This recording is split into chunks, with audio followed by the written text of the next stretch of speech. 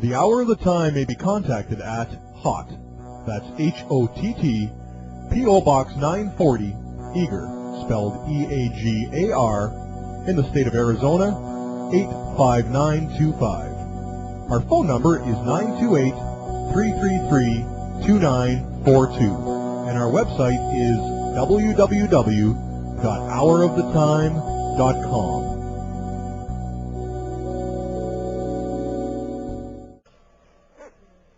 Good evening, ladies and gentlemen. Once again, you're listening to the Hour of the Time, and I'm still William Cooper.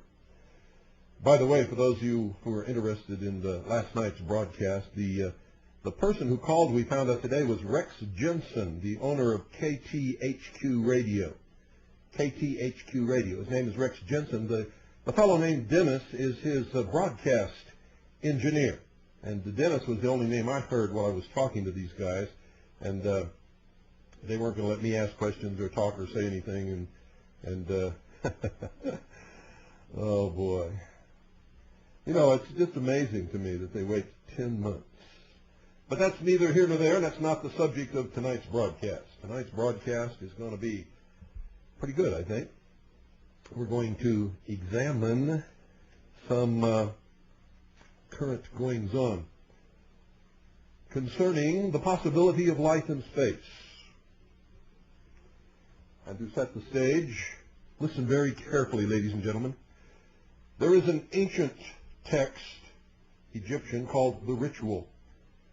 And the rubric to chapter 129 of the Ritual says of the Manas, and he shall be established as a star face to face with Septet, Sirius, Sophus, the dog star, and his corruptible body shall be as a god forever.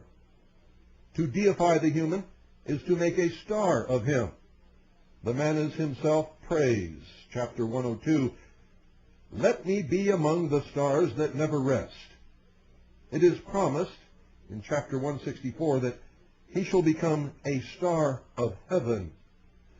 Has orthodoxy held out to its votaries any such thrilling cosmic view of their future? The Osiris Nu pleads in chapter 188, may I enter into the house of his body, which, behold, hath become one of the starry gods, one of the 1,000 points of light. This would be the higher spiritual body, not the corporeal. It is said to the soul, thou art purified with the libation of the stars that never set bear thee up. Thou enterest in the place where thy Father is, where Seb is, thou becomest a soul therein. The soul, our Pepi, pleads, make thou this Pepi to be an imperishable star before thee. The acme of directness is attained in the next statement. Pepi is a star. To Tita, the soul, it is said, thou seizest the hands of the imperishable stars, for behold, thou art one of the gods. The imperishable stars follow and minister unto thee. Pepi is addressed, thou art the great star. Orion beareth thee on his shoulder. Thou traversest heaven with Orion. Thou sailest through the Tuat with Osiris. Again, Pepi takes his seat among you, O ye star gods of the Tuat. And finally, in grand simplicity, stands the categorical pronouncement, quote, thy soul is a living star at the head of his brethren, end quote. For the 6 elementary powers were his natural brothers, of whom he, like Joseph and like Jesus, was made the chief or head. From brethren, they were reduced to children when the God principle took charge and synthesized their functions. The fiery soul of intellect became king of the lower 6 elementary powers in man's makeup. But Christos came as the Prince of Peace to rise to kingship over nature's 6 divisions of force. Unto you a king is given, and his name shall be called the Prince of Peace. But the soul, ladies and gentlemen, in the mystery religions is specifically typed by that great and brilliant emblem of what they call their divinity, the morning star. The Titan who came hurtling to earth, still clinging to his stolen possession, the spiritual fire, was Lucifer, the bright and morning star.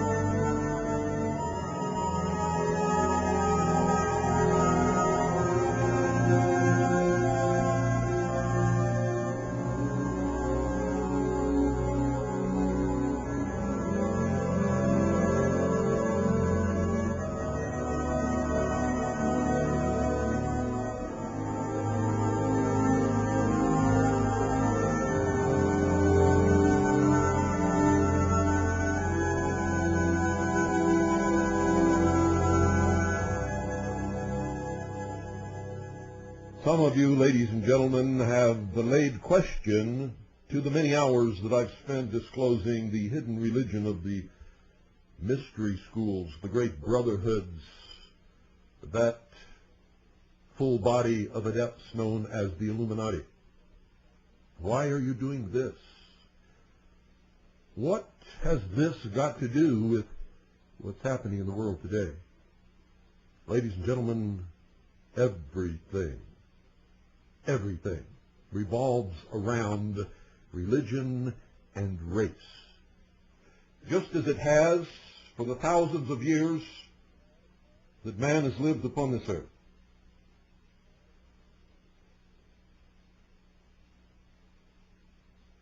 At one time, in the dim recesses of the ancient history of man, there was but one religion upon this earth, practiced by all men everywhere. It was the religion of the cosmos, the cosmology of the heavens. That is the heart and soul of the ancient pagan religions, which ultimately bore a philosophy which, combined with science, became the secret hidden religion of the ancient brotherhood. And it doesn't matter what you call it, Sabacius, Eusebius, Dionysius, Freemasonry, the Assassins, the Knights Templar, all of these orders practiced and still practice to this day this hidden mystery religion. And it is the philosophy of this mystery religion that guides the agenda of the power that is directing world events today. Don't believe it if you don't want to, folks, but I have given you so many hours of documentation and sourcing that if you followed it out, it would take you probably years to duplicate my research and to arrive at exactly the same conclusion. But there are other means of linking this together so that you can see it in action, ladies and gentlemen. In action.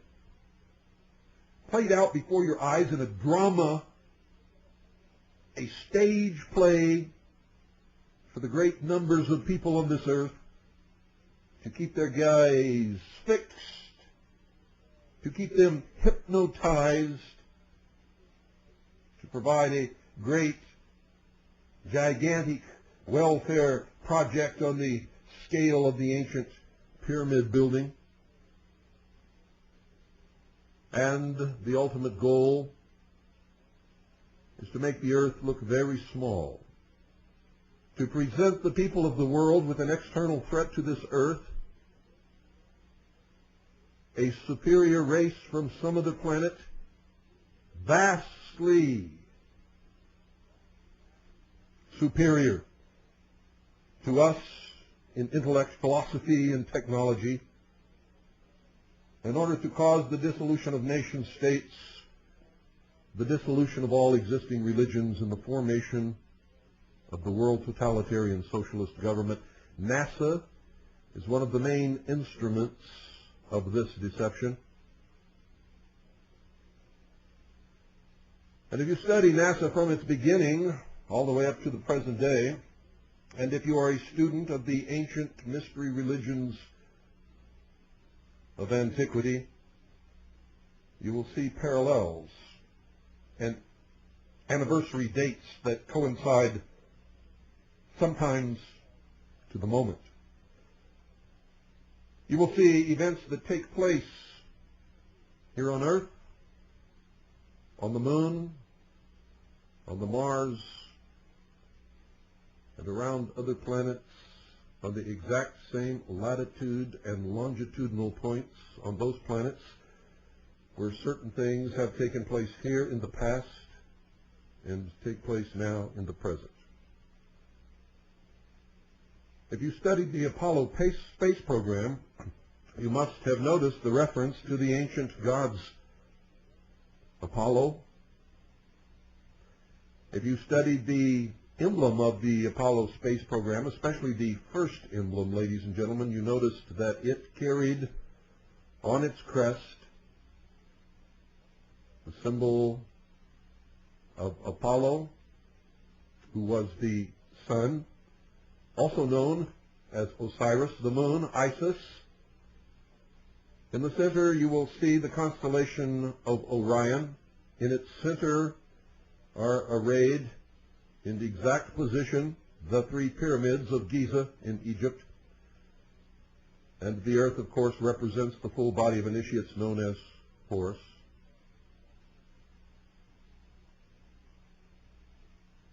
You will notice that the spacecraft that left this earth and suffered the symbolic death and the resurrection from the ashes was Apollo 13. 13 being the number of death and resurrection, the number of the phoenix rising from the ashes. Oh yes, ladies and gentlemen. Oh yes. And now we have a man named Richard Hoagland who knows that most of the NASA photographs and videotapes have been faked. This has been brought to his attention by many of us. He has ignored this obvious evidence and continues to use as the only evidence in his possession for the existence of life on other planets, NASA photographs. If one has been proven to be faked, then they are all in question, ladies and gentlemen. But so many have been proven to be faked that none of them can ever be used as evidence for anything. But what is the goal of Mr. Hoagland? A regular guest on the Art B.S. Bell show, which many of you listen to. I don't know if you listen to it out of ignorance or because it's entertaining or because you have this morbid curiosity to listen to the patently absurd, the ludicrous, the insane. But nevertheless you do, and I know that many of you enjoy it because I get letters from you talking about how much you enjoy it.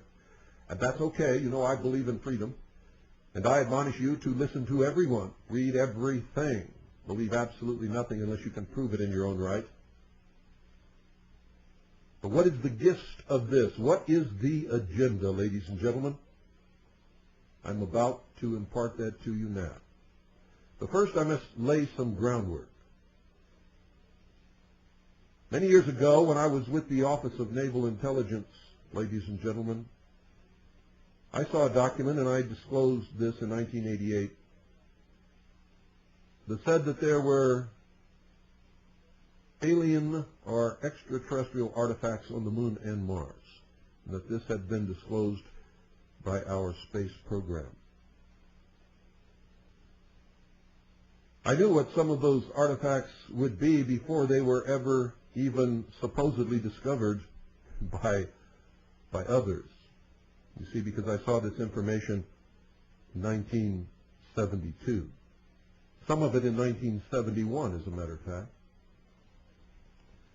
And so I knew that sooner or later someone was going to come forward with a photograph that showed a face on Mars, and pyramids on Mars and on the Moon. And by studying the pictures released by NASA and NASA publications, I was able to find many of these objects long before anyone ever talked about them. And then along came a book that claimed we never went to the moon. I read that book and began looking at the evidence presented in that book, and lo and behold, the man was right. If we went to the moon, ladies and gentlemen, it was not in the Apollo space program, where it was impossible. Could not have been done. And any good student in high school science, and I'm talking high school science, ladies and gentlemen, freshman, sophomore year, can prove that nobody went to the moon in the Apollo space program. It is that easy.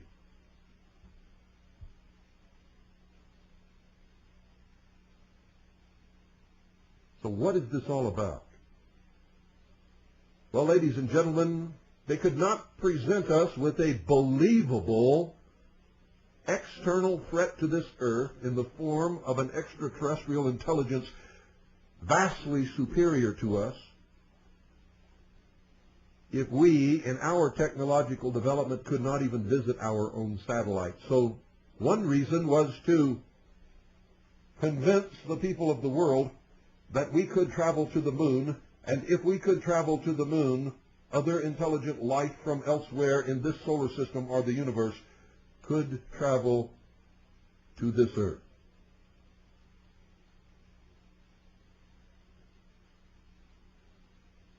For this is an old plan of the Illuminati. John Dewey said at a dinner for Viscount Ishii and the Japanese imperial delegation in 1917 in New York City, and the exact quote is in my book, Behold a Pale Horse, in the appendix. I wrote the book the latter 5 years of the 80s and published it in 1991, actually December of 1990, but they didn't think that it was going to come off the presses until January of 1991, so the copyright date inside is 1991. But it doesn't matter, it's just a month.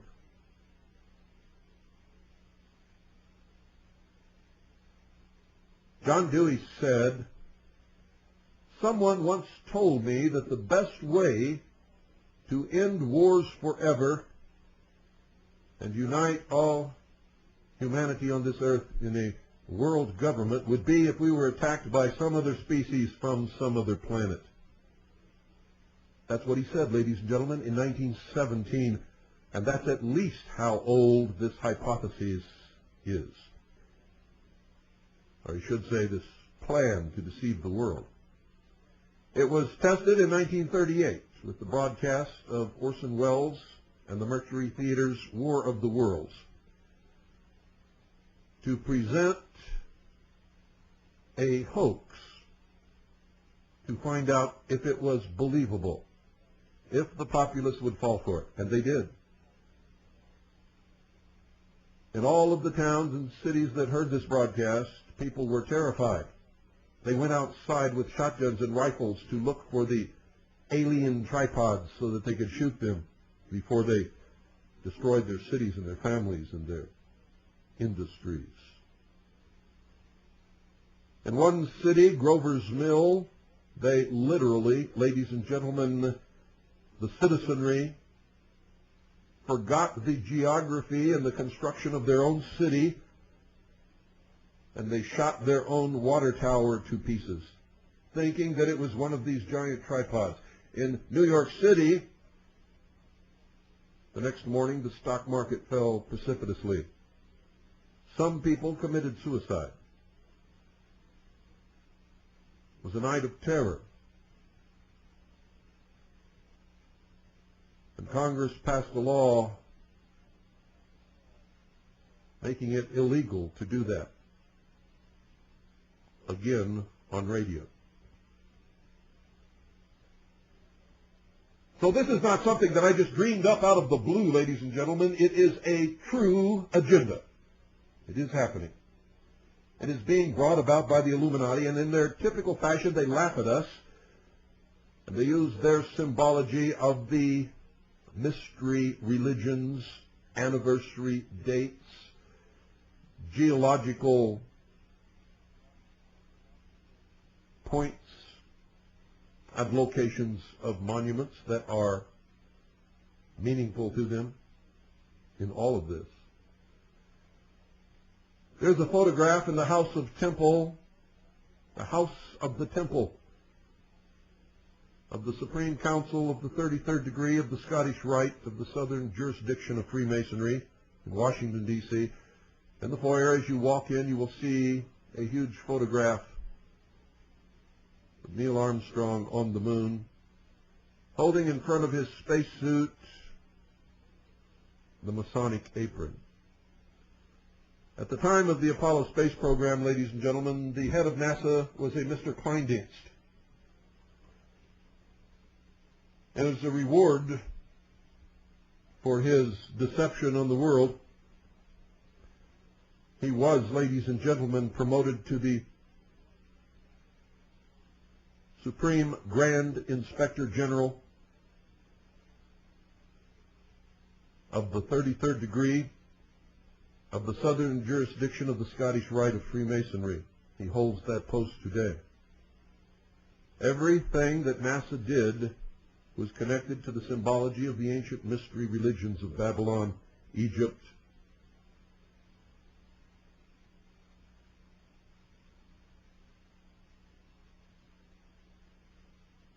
Greece, India, and many others. It has meaning, ladies and gentlemen, and their purpose is to connect the constellation Orion with the monuments known as the pyramids in Giza in Egypt, pyramids on the moon, and pyramids on Mars. What they're going to tell you is that Mars was populated by an ancient race who destroyed their planet in warfare and had to live underground because of the consequences of these terrible calamities that they visited upon themselves. And at some point in our ancient history, they came to this earth and populated the earth with the survivors of that cataclysm, and that they bred with early man, and the human race was the result of that mixture. the different races being different levels of interbreeding with this extraterrestrial life, and the what they call the useless eaters, or what they call the backward races, are the as yet unevolved or undeveloped, unbred humans. Sounds far-fetched, doesn't it? Well, you just keep your eyes and ears open, ladies and gentlemen, because that is the thrust of all that you're going to hear regarding extraterrestrial life, outer space. And you can watch for the Pathfinder, this little phony robot that's supposed to be running around on Mars, to disclose evidence of life on Mars and ancient artifacts, which will be forthcoming momentarily. They have already diluted a great percentage of the population with a so-called Martian meteorite that somebody discovered in a bog in Antarctica, yes, it was Antarctica. And they held a great press conference. And they spoke initially for about an hour talking about this meteorite, and they were very careful to say that there was no life in the meteorite. And what they found in the meteorite was probably not life, and that it could have been something that got in the meteorite when it landed here on Earth. And then after that, after they told everybody the truth, they spent several hours after that telling you the lie. As they went down the table, and one by one, they talked about how wonderful it was that they had found evidence of life on Mars, after having disclosed to the world for an hour that there was no life in this meteorite, that it had never been life, that there was no evidence that it was ever life. And I have it on tape, folks.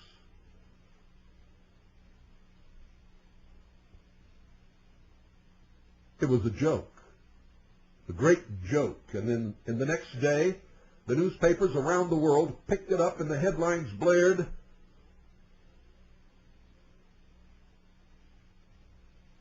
"Meteorite discloses evidence of life on Mars." And then there was column after column after column of how this meteorite proved that there is life other than humans in the solar system and that they lived on Mars. And then some newspapers here in this United States began to propose that the meteorite brought life from Mars to Earth, and we were all descendants of the ancient Martians. And not too long ago, a very famous person made the statement that we are all Martians. I don't know how many of you heard that. I'm not going to tell you who it is right now tonight, but on one of these Friday nights I will. For we're going to delve deeply into all of this. We're going to reach down in the bottom of the pond and stir the sludge off the bottom. We're going to cause a current that will bring it up to the top and bear it to the light of day so that we can all look at it and see what it says. For the thrust of this is to destroy religion, and in specific the Christian religion, and any other religion that believes that man was created here on this earth by God. For they're going to say that these Martians created us by interbreeding with backward, unevolved animals here on this earth. And they're going to point to the place in Genesis where it talks about the Nephilim, or the gods interbreeding with people here on this earth, produced a race of giants and other things undiscussed. And we will, one of these Friday nights, quote from Genesis and tie all of this together. But tonight is just to acquaint you.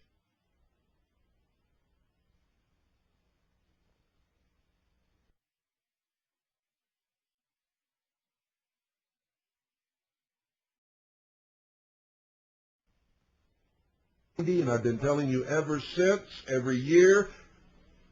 I've done many broadcasts on this. I have made predictions that have come true just like clockwork. Right on the money. I told you years ago that there will come a day when they will claim that there is life on one of the moons of Jupiter, Europa. I even named the moon, ladies and gentlemen. And lo and behold, that is exactly what happened within the last year.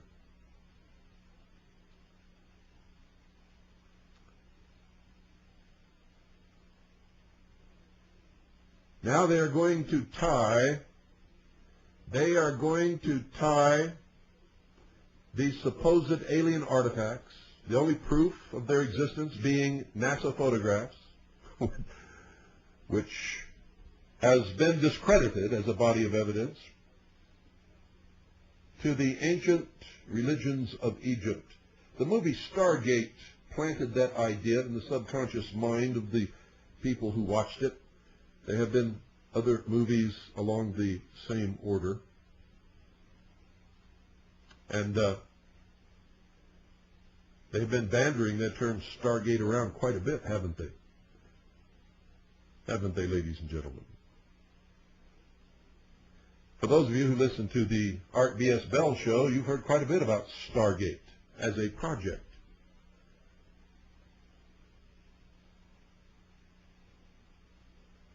You've heard quite a few of these phony remote viewers telling you what they saw out there. And coming catastrophes and all kinds of blathering nonsense.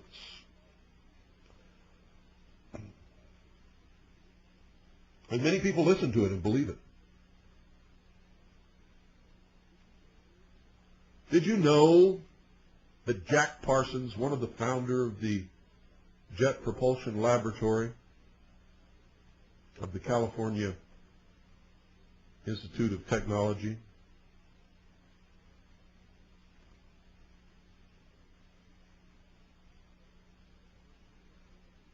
was a high-level member of the Order of the Golden Dawn?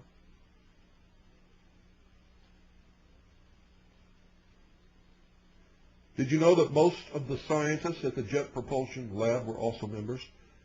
Did you know that all of these people held birthday parties each year on the anniversary of the birthday of Aleister Crowley, one of the most highly degreed adepts of the Illuminati, who practiced black magic and claimed that he was the Antichrist?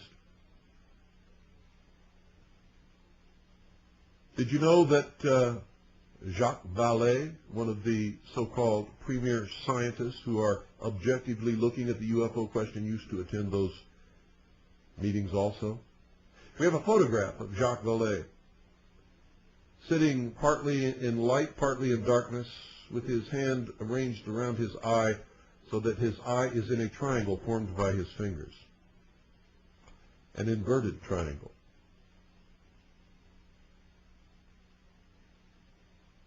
Those of you who have listened to my broadcast on symbology understand the significance of that. He was laughing at you. And at the same time, he was revealing his true identity to his brothers.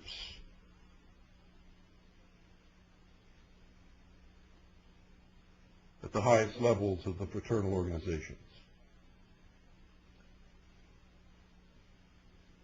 All of these organizations, ladies and gentlemen, including the highest levels of the bureaucracy, of all of the different agencies of government, are in the hands of the Illuminati today. They are socialists. Their ultimate goal is a world much like Hitler envisioned. And Hitler pulled the same cons, ladies and gentlemen. You see, the New Age is not new. There was a New Age before this New Age, back in the 30s, which rose to prominence with Hitler. All of the SS officers had to prove, I forget how many exact generations of pure Aryan blood, but they had to prove that. Then they were shipped off to a castle replete with the trappings of the mystery religion, where they were indoctrinated into the order of the Illuminati.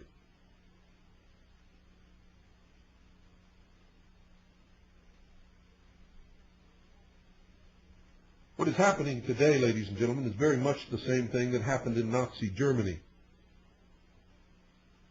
The New World Order is going to be more like what Hitler envisioned than anything that Karl Marx ever dreamed about. Although Karl Marx was also a socialist. Karl Marx was a rabid racist. He was a Jew-hating Jew. He hated Jews and blacks and anybody else. In his writings, he made no secret that he was a racist, that socialism breeds racism.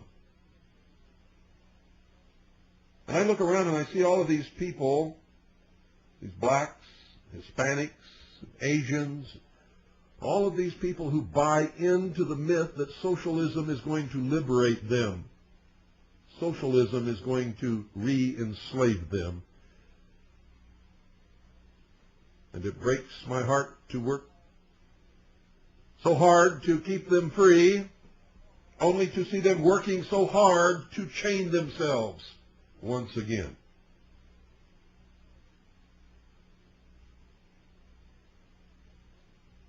Did you know that Jesse Jackson is a Freemason?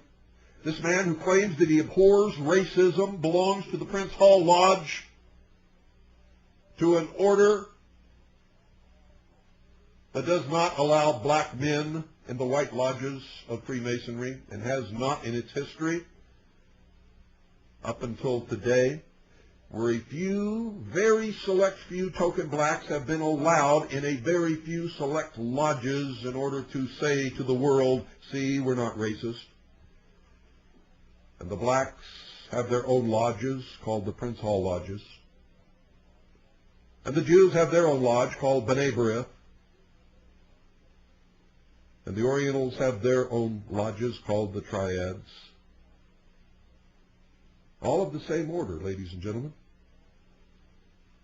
All putting forth the myth that they're going to create a world where all people can get along and live together, and there will be no racism and no enslavement and no muggings and no robbings. The space program is one of the methods that they are using to bring this about.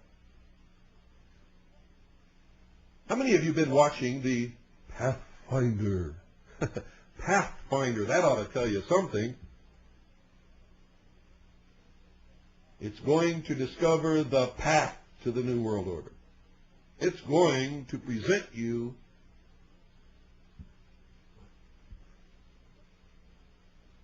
with what the world will be told is proof that extraterrestrial life either does exist now on Mars or has existed there in the past.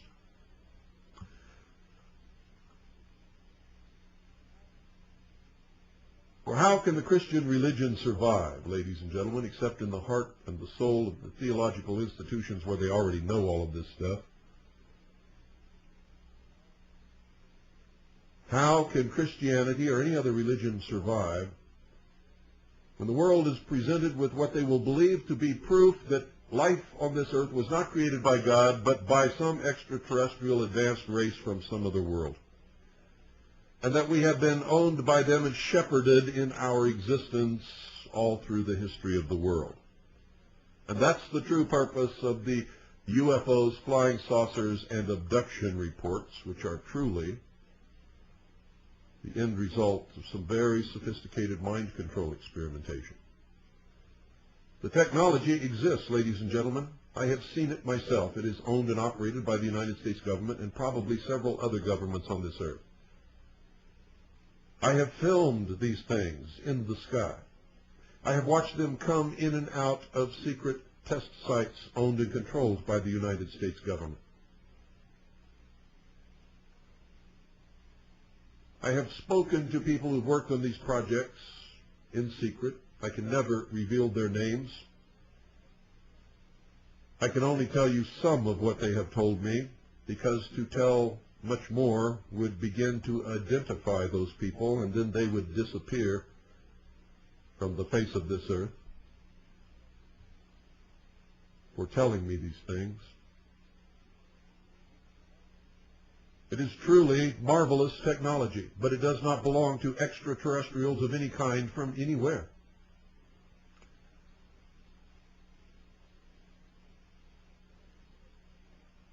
And if you really studied the development of technology and the fact that anything that could have been valuable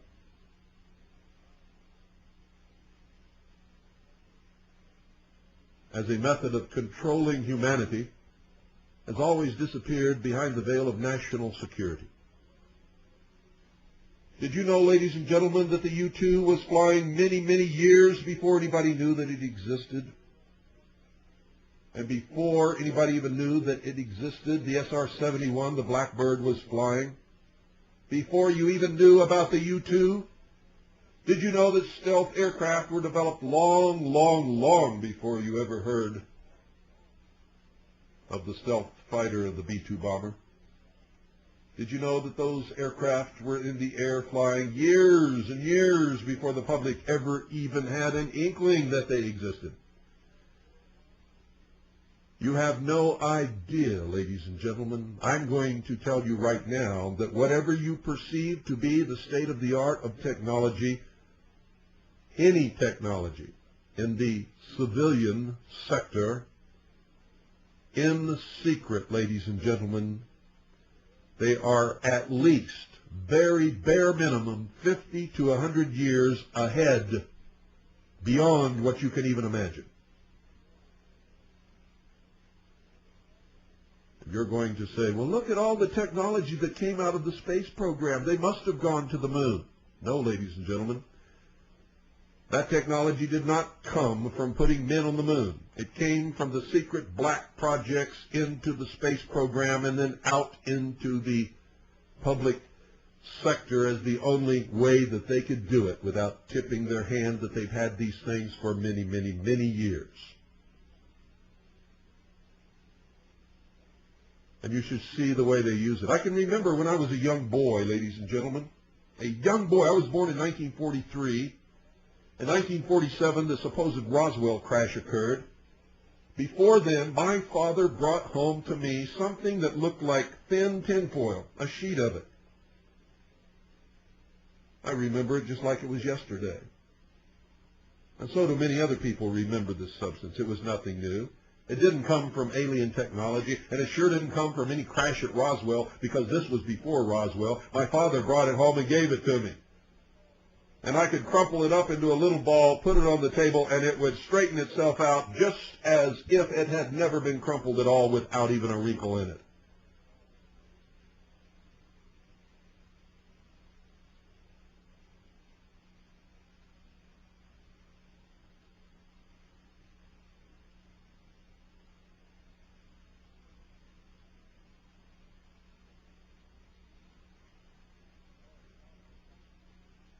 There are a lot of other things you need to understand. I'm not quite sure I know how to tell them all to you. But back in the 50s, they were working on atomic-powered aircraft, ladies and gentlemen. Atomic-powered aircraft, you say? Yes, that's correct. Well, how could they power atomic aircraft? Well, ladies and gentlemen, I don't really know. Because I know that atomic power produces heat.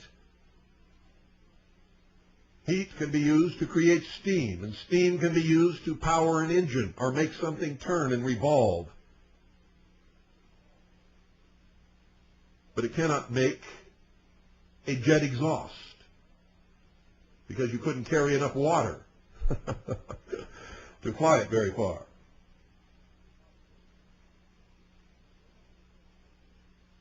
But I know that they made them, and I know that they flew them.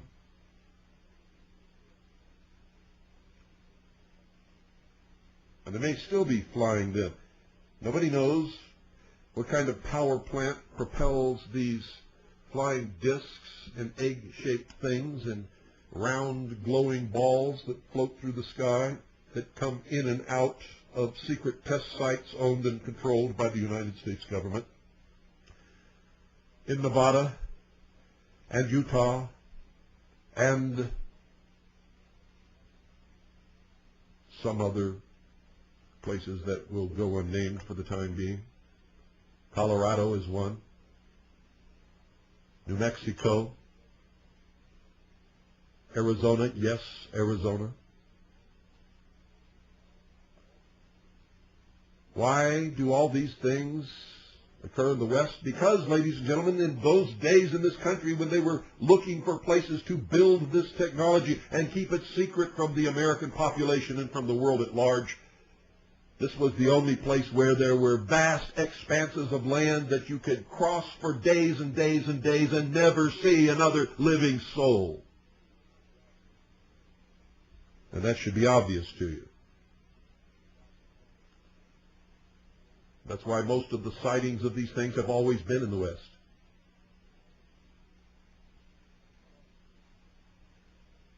Not all, but most.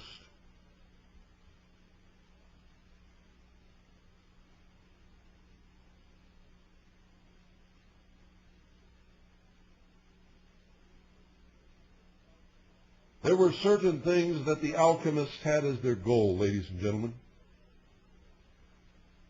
One was to change matter into something else. They did that when they dropped the atomic bomb. They called it the Trinity site. Not for the Trinity, Father, Son, and Holy Ghost, but for Osiris, Isis, and Horus. The meaning of which you have not the slightest conception, except for those who have been listening to all my broadcasts on the symbology of the mysteries.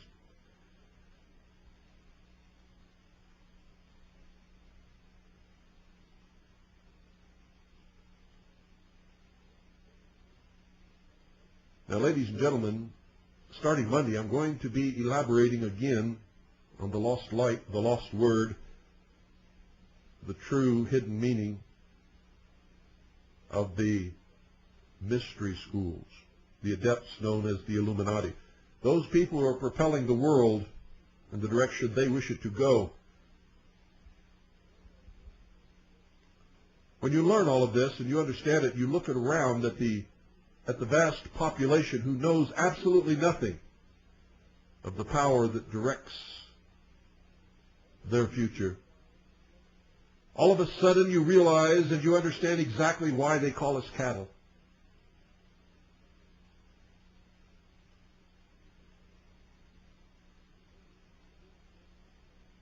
And then you even begin to understand how they could cause wars and kill tremendous numbers of people to achieve a certain goal and not even feel the slightest pangs of conscience. For just as we would kill a cow to provide meat for our table, ladies and gentlemen, they look upon the normal human being as nothing more than an animal, because they cannot use the brains of the intellect that God gave them in their estimation. They believe that a nation or world of people who will not use their intelligence are no better than animals that have no intelligence, and such people are beasts of burden and stakes on the table by choice and consent.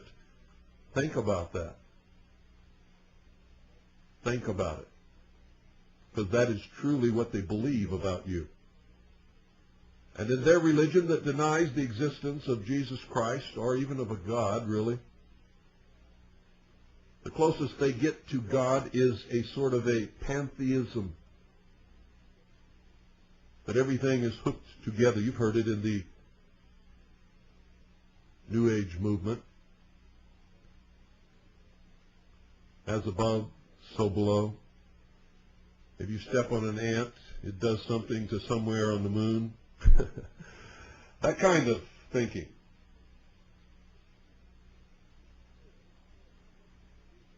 And the truth is, no matter how much you believe in whatever it is that you believe, not one single one of us is ever going to know until we die. That's why they call it religion. It's based upon pure faith. Science surpasses religion only by its insistence that nothing can be called fact, nothing can be believed unless it can be proven to do the same thing under the same circumstances every time that it's attempted in the laboratory. That's called the scientific method, ladies and gentlemen.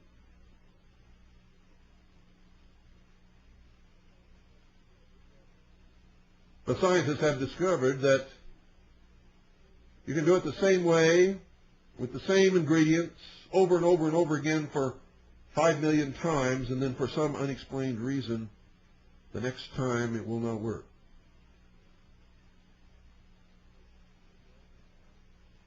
And so science says there are no facts, only hypotheses based upon things that they can say are known, or the fact that they can repeat this thing over and over again so many times.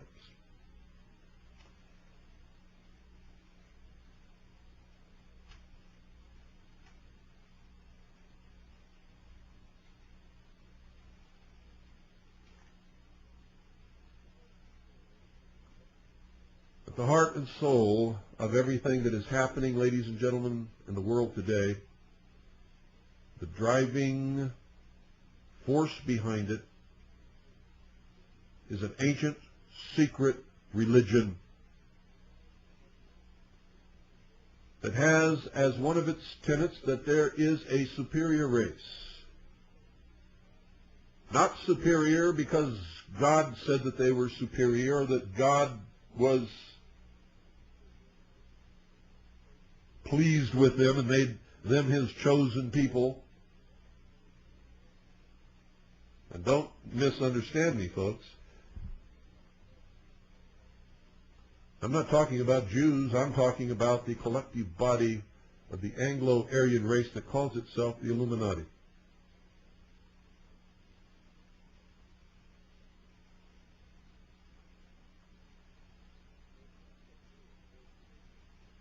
Their exoteric version of this religion is British Israelism, Zionism. There are many more Zionists that are Christians than are Jews. And most Jews don't buy into any of this baloney, ladies and gentlemen, don't even have the slightest idea what I'm talking about any more than most of you do. George Bush is one of these people. George Bush is not a Jew. The Pope is one of these people. The Pope is not a Jew. So don't compound the problem by thinking that you know exactly what it is that I'm talking about, because I can assure you that you don't.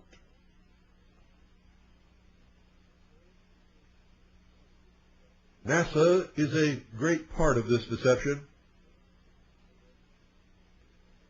NASA has been made up by all different kinds of people of all professed different religions. The truth is that none of these people really believe in any religion. When they go to church or they profess a religion, it's because they have to do it to get along in the community, or to get along with their wife or their relatives or somebody.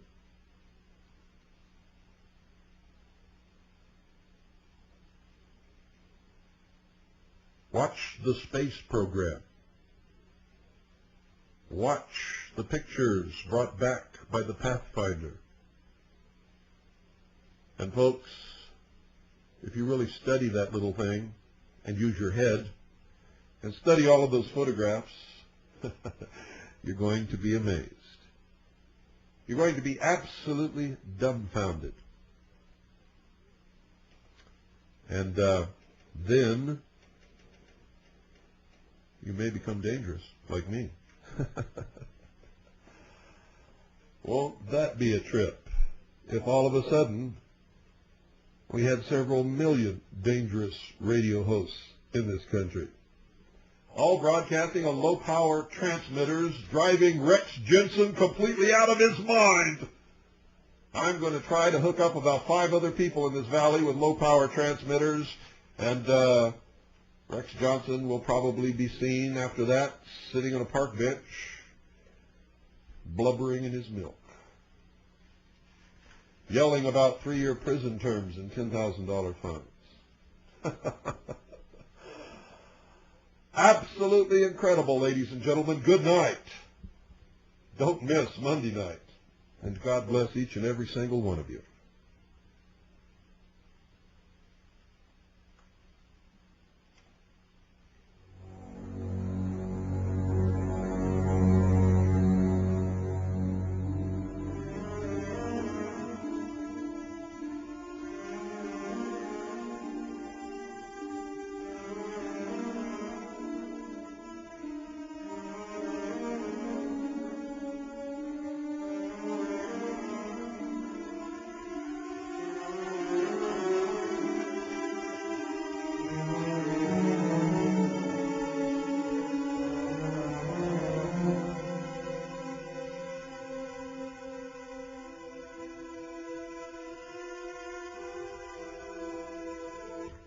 I wonder what all of you really thought George Bush was talking about when he talked about the 1,000 points of light.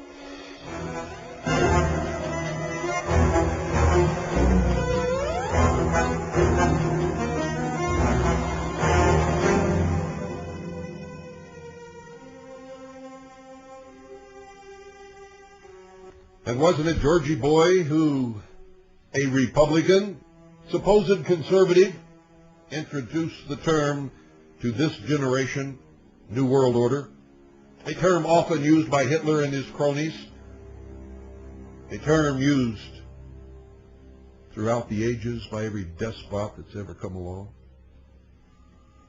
What did you think he was talking about?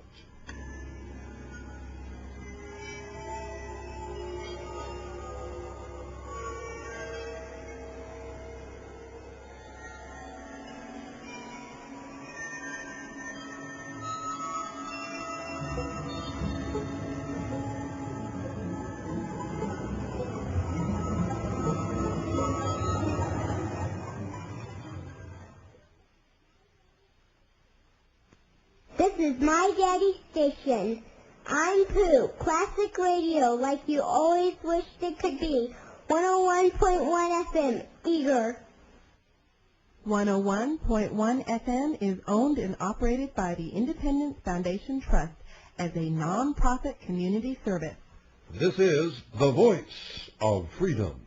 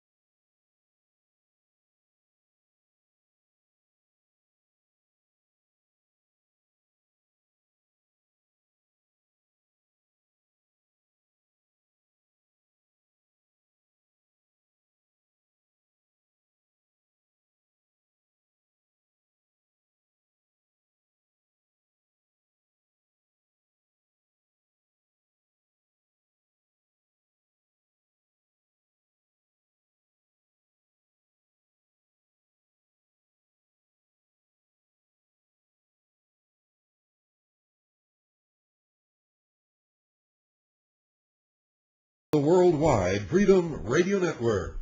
Stay tuned now for all oldies most of the time. Classic radio, like you always wished it could be. Only the very best of the very best music of generations gone by.